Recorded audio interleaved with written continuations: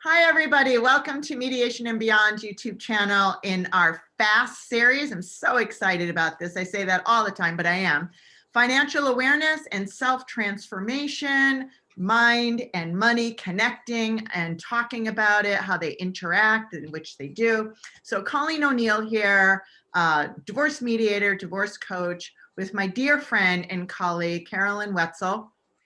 Yes, Carolyn Wetzel, certified financial planner and private wealth advisor. I offer clients peace of mind through financial health and financial self-care.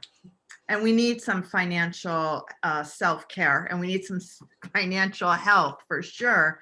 And so if you've watched any of our other videos, especially the last two, go back and check them out if you haven't, because what we're talking about is retirement and no way around it.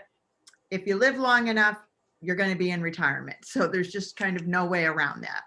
It's kind of like air. It's just there. So you're going to land there at some point. So you might as well be prepared.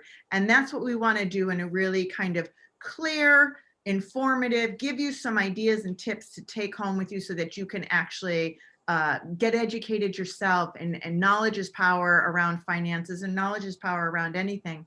But Carolyn's here today to take us to that next level of kind of making a plan for retirement. Thanks, Colleen.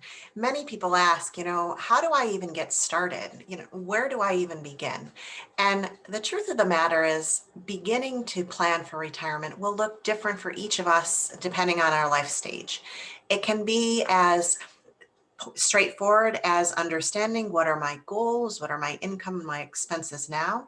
And as we have new and different demands over time, new assumptions need to be made and new strategies and changes in behavior need to be considered.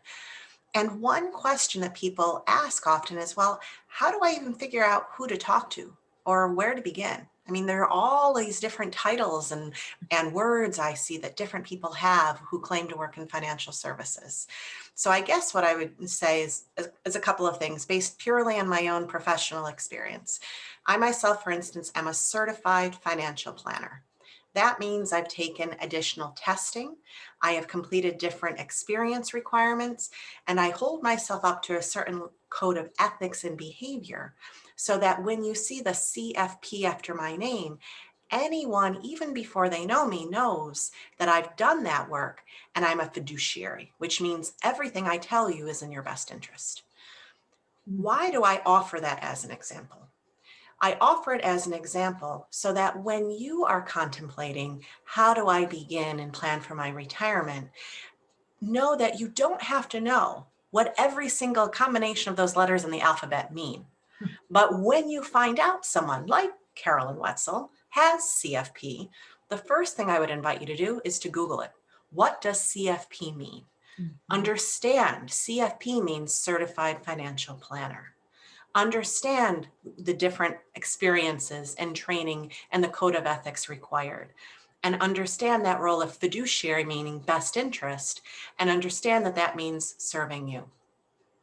Secondarily, after doing your homework around what are these designations or titles that someone offers, understand in what kind of organization or what kind of business structure the professional works. Is she part of a large or international organization, a local community organization? Again, understand and do a little Google homework and understand how the structure is set up. Is it independent? Is it owned by shareholders?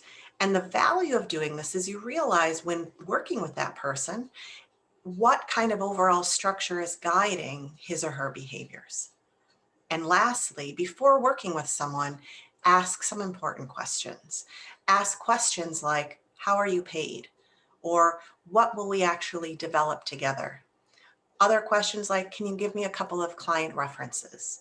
These questions, in combination with doing your homework first around what that alphabet of letters mean, secondarily, is that person independent or part of a larger organization, and how does that work? And then lastly, doing your own due diligence so you can have peace of mind knowing that should that person be so privileged to talk with you about your finances and financial future, he or she is qualified and answered the questions in a way that you are comfortable.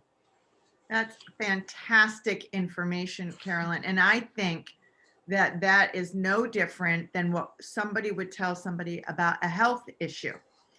That you would want to find out that if you had a heart issue, you want to find out you're going to a cardiologist and that person's just not a general practitioner.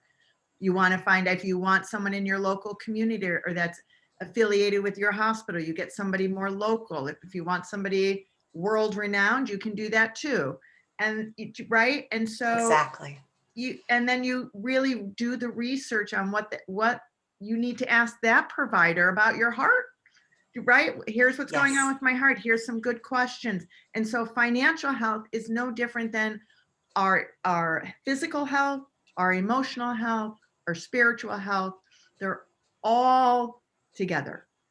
Definitely. They're all together. And so thank you so much for that. I love that, very succinct. Please take advantage of the information that Carolyn has suggested that you look into when you're meeting with somebody as a first step in your retirement going forward. So thank you so much. I'll see you on the next one, Carolyn. Thank you. Bye.